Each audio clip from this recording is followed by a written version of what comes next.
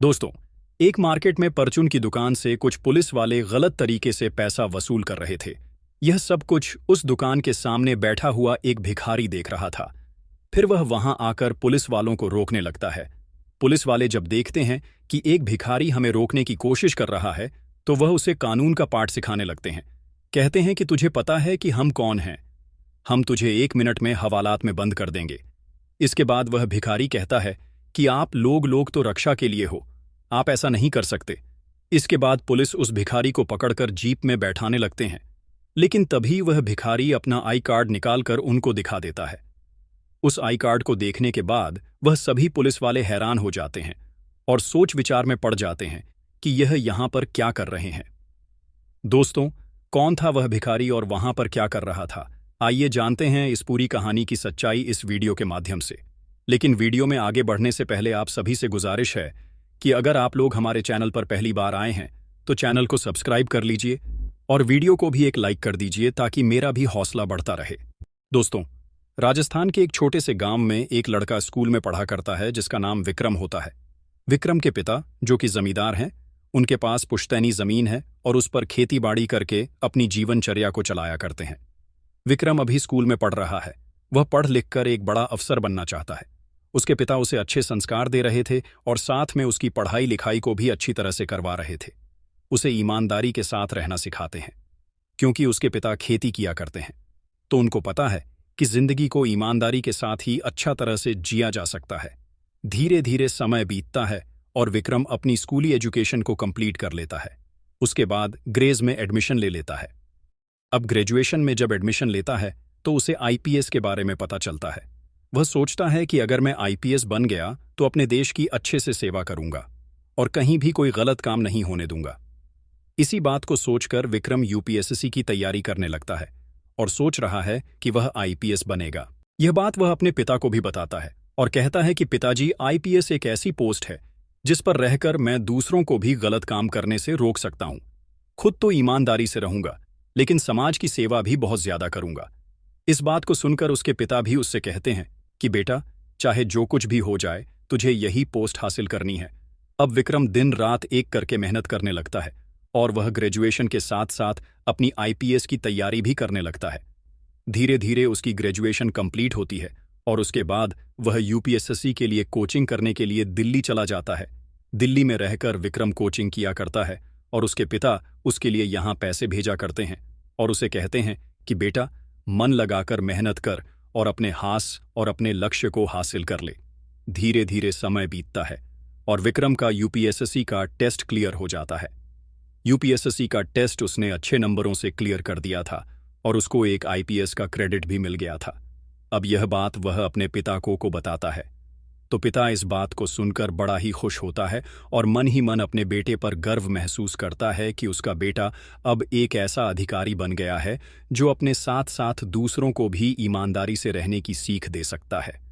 इसके बाद विक्रम अपने गांव में आता है और गांव में सभी लोग उसका धूमधाम से स्वागत करते हैं।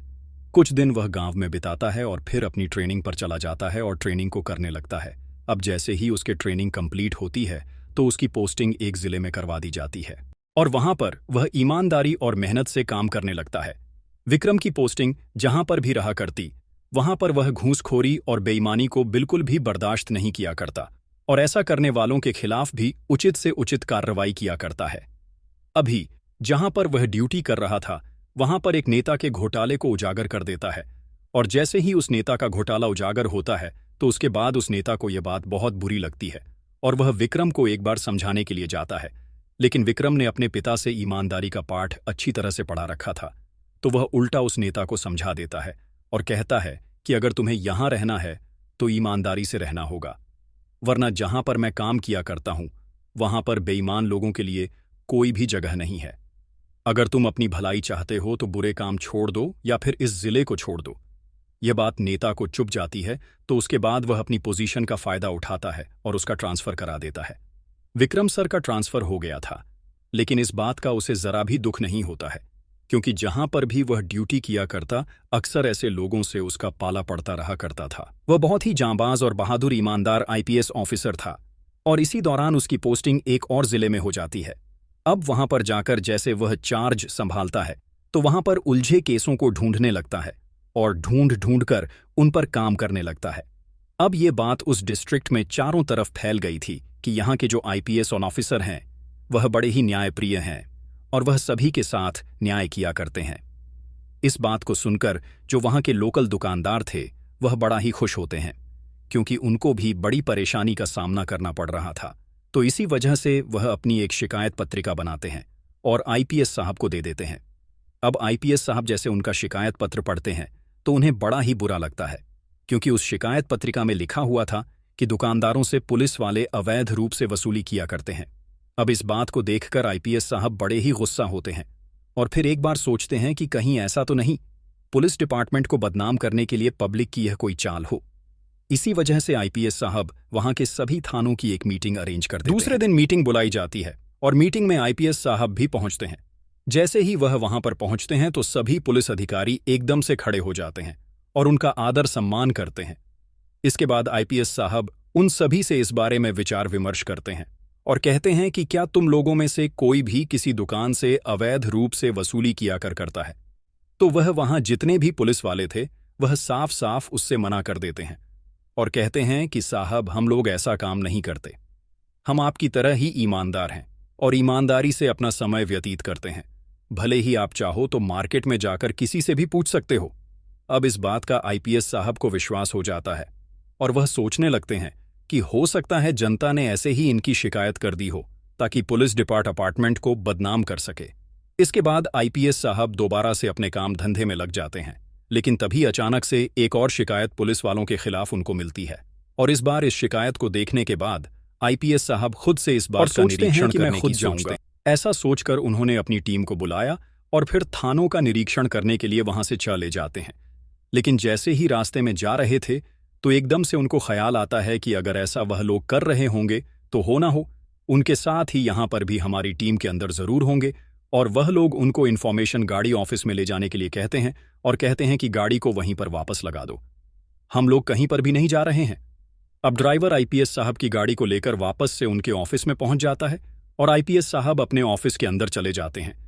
वह ऑफिस के अंदर बैठ गए थे और बैठे बैठे गहरे सोच विचार कर रहे थे कि इस बारे में किस तरह से इनका पर्दाफाश किया जाए और रंगे हाथों इनको पकड़ा जाए। सोचते सोचते उनके दिमाग में एक आइडिया आता है और उस आइडिया को अमल करने के लिए आईपीएस साहब अपने वहां से छुट्टी लेते हैं और कहते हैं कि मुझे कुछ जरूरी काम है और मुझे अपने गांव जाना पड़ेगा।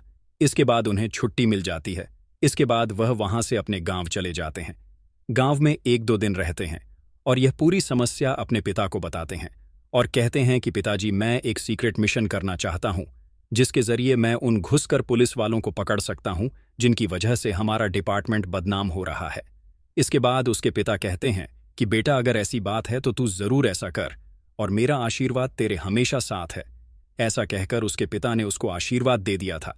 तो आईपीएस साहब वहां से पास के शहर में जाते हैं और वहां पर एक मेकअप आर्टिस्ट से अपना मेकअप करवाते हैं और अपना भेस बदलकर एक भिखारी बन जाते हैं। भिखारी बनने के बाद वह उसी शहर में जाते हैं जहां पर उनकी पोस्टिंग थी और वहां पर जाकर मार्केट के अंदर इधर उधर ऐसे ही घूमने लगते हैं, क्योंकि अब आईपीएस साहब शहर के अंदर नहीं थे। तो जो पुलिस वाले घूसखोरी किया करते थे वह सरेआम दुकानों से अवैध वसूली कर रहे थे। उनको किसी भी बात का कोई डर नहीं था, क्योंकि आईपीएस साहब तो है ही नहीं थे। अब वह शिकायत करेंगे भी तो किससे करेंगे। आईपीएस साहब ऐसे घूमते घूमते एक परचून की दुकान के सामने बैठ जाते हैं और पूरा दिन भर वहीं पर बैठकर वेट करने लगते हैं। लेकिन आज उनकी किस्मत खराब थी। आज वहां पर कोई भी नहीं आया था। वह इधर उधर और दुकानों पर भी निगाह रखते हैं, लेकिन वहां पर भी उनको कोई पुलिस वाला दिखाई नहीं देता।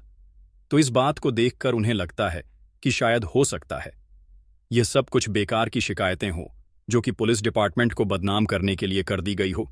लेकिन फिर भी वह सोचते हैं कि कोई बात नहीं, 1-2 दिन निरीक्षण और कर लेते हैं और उसके बाद यह सब कुछ साबित हो ही जाएगा।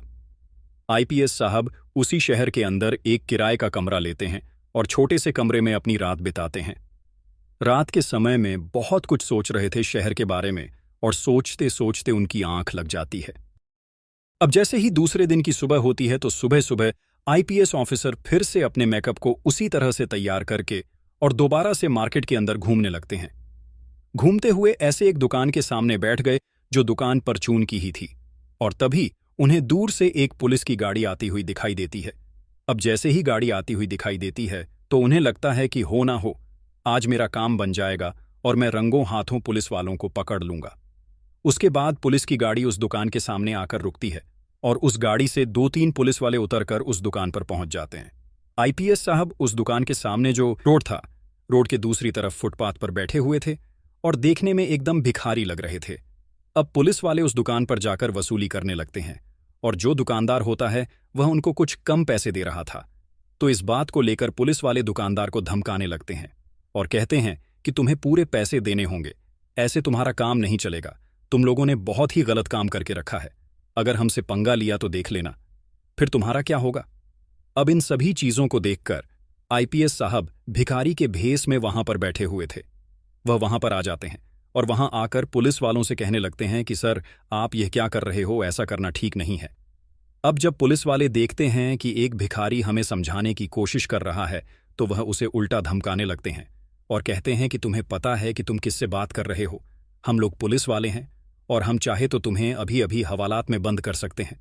तो आईपीएस साहब कहते हैं कि साहब, वह तो बात ठीक है आपकी, लेकिन आप बिना वजह मुझे हवालात में बंद नहीं कर सकते।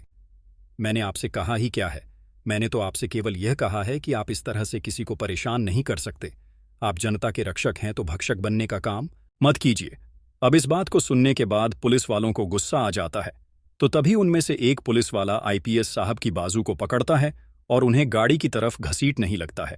लेकिन इतनी ही देर में आईपीएस साहब अपनी जेब से वह आई कार्ड निकालते हैं जिसमें लिखा हुआ था कि मैं कौन हूं, और जैसे ही पुलिस वाले उस आई कार्ड को देखते हैं तो हैरान हो जाते हैं।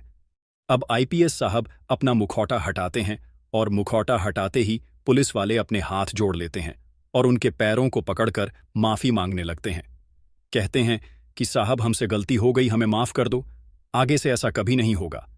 अब इस बात को वह दुकानदार भी देख रहा था और जैसे ही पुलिस वाले एक भिखारी को खींच रहे थे तो इस चीज को देखकर थोड़ी सी भीड़ भी वहां पर जमा हो गई थी। अब चारों तरफ लोग देखते हैं कि एक आईपीएस ऑफिसर भिखारी का भेष बनाकर घोसखोर पुलिस वालों को पकड़ने के लिए आए हैं। तो सभी लोग आईपीएस ऑफिसर की वाह वाह करते हैं और जय जयकार के नारे लगाते हैं, बातें करने लगते हैं, अधिकारी हो तो ऐसा हो वरना ना हो। इसके बाद आईपीएस साहब अपना फोन निकालते हैं और अपनी टीम को फौरन मौके पर बुलाते हैं और उन सभी के साथ उनको थाने ले जाते हैं। वहां जाने के बाद पहले तो बहुत ज्यादा उन पर डांट लगाते हैं और उसके बाद उन सभी पुलिस वालों को एक साथ सस्पेंड कर दिया जाता है और उन सभी को लाइन हाजिर कर दिया जाता है। इसके बाद आईपीएस साहब दूसरे दिन एक और मीटिंग रखते हैं और उस मीटिंग में उन पुलिस वालों की करतूत को बताते हैं। वहां पर कुछ लोगों ने उनका वीडियो भी बना लिया था जहां पर वह लोग खड़े हुए थे, तो उस वीडियो को भी मीटिंग में दिखाया जाता है और कहा जाता है कि अगर आप लोग बुरा करोगे तो आपके साथ भी ऐसा हो सकता है। वीडियो के अंदर वह पुलिस वाले गिड़गिड़ा हुए आईपीएस साहब के सामने दिखाई दे रहे थे और इस बात को देखकर सभी पुलिस वालों को एक बहुत ही बेहतरीन सबक मिलता है और वह अपनी जिंदगी में गलत काम न करने का मन बना लेते हैं। कुछ पुलिस वाले उस वीडियो को देखकर मुस्कुरा रहे थे क्योंकि वह ईमानदार थे, वह ऐसा काम नहीं किया करते थे, तो इसी वजह से उनके चेहरे पर मुस्कुराहट आ गई थी। और आईपीएस साहब जैसे ही देखते हैं पुलिस वालों को तो वह पहचान जाते हैं कि इनमें से कितने पुलिस वाले अच्छी तरह से काम करते हैं और कितने पुलिस वाले गलत तरीके से पैसा कमाया करते हैं।